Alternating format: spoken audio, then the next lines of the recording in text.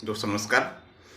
मेरा मानना है कि आरएस जो प्रीलिम्स है वो राजस्थान के सबसे इजी एग्जाम में से एक है।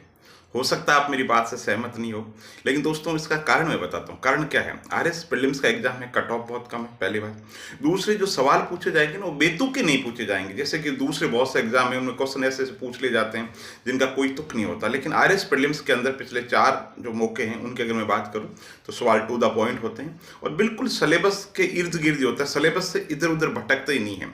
जैसे भूगोल में नदी परियोजनाएं हैं तो नदी परियोजनाएं ही पूछेंगे, उसके आसपास ही सवाल होंगे, विषय से भटकेंगे नहीं, पहली बार। दूसरा, लगभग फिक्स है कहाँ से क्या सवाल पूछे जाएंगे। राजस्थान जीके के 50-55 सवाल होंगे तो फिक्स है कि लगभग मोटे मोटे इतने ही सवाल होंगे।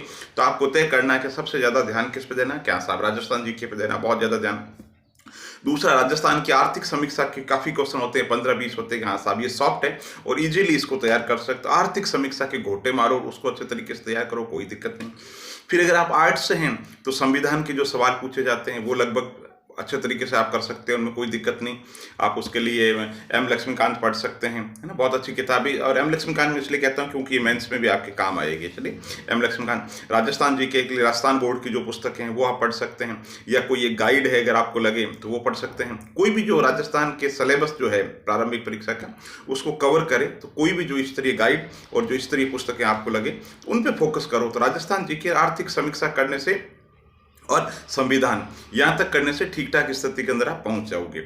अब थोड़ा सा और अच्छा अगर लेवल करना है तो आप देखो, ज्योग्राफी है, महेश बर्णवाल पढ़ो। महेश बर्णवाल बहुत ही अच्छी किताब है, 10-15 सवाल वहां से आएंगे और उसमें भी भारत के भूगोल के ज्यादा पूछे जाते हैं तो भारत के भूगोल पे फोकस करो। मैप के अंदर सारी जो चीजें हैं, भारत का जो भूगोल है ना उसको मैप से समझो, राजस्थान की भूगोल को भी मैप से समझो, मैप पर अच्छी तैयारी करो, उसमें बहुत यूजफुल होगा। इकोनॉमिक्स की बात करूं तो प्रतियोगिता दर्पण का अतिरिक्त अंक आता है, बहुत ही यूजफुल है, 8-10 सवाल पूछे जाते हैं और सफिशिएंट है आपके लिए, ठीक है। और हिस्ट्री की बात करूं तो प्राचीन और मध्यकाल पे कम ध्यान दो, नेशनल मूवमेंट पे ज्यादा ध्यान दो। और प्राचीन काल और जो मध्यकाल वाला जो पोर्शन है वो सिर्फ लुसेंट गाइड से कर सकते हैं। और नेशनल मूवमेंट के लिए एक अच्छी, जैसे विपिन चंद्रा पढ़ना चाहते हो या और कोई किताब अच्छी जो इस तरह स्पेक्ट्रम की, स्पेक्ट्रम में ज्यादा आपको रिकमेंड करूंगा क्योंकि टू द पॉइंट है और उस पर थोड़ा ज्यादा फोकस करो क्योंकि मुख्य परीक्षा में भी वहां से सवाल बहुत ज्यादा आएंगे, ठीक है।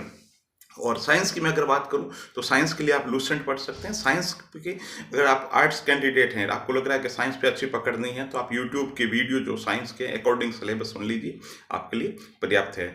आर्ट्स से हैं, मैथ्स और रीजनिंग अगर कमजोर है तो पिछले सालों के पेपर देखो, 5-7-10 सवाल है ना, इसी तरीके से हो जाएंगे साहब। जो इजी सवाल है उनके आसपास फोकस करो, बहुत ज्यादा ध्यान देने की जरूरत नहीं है ना मैथ्स पे, और थोड़ा थोड़ा अगर निकालोगे समय तो कोई दिक्कत नहीं है, ठीक है।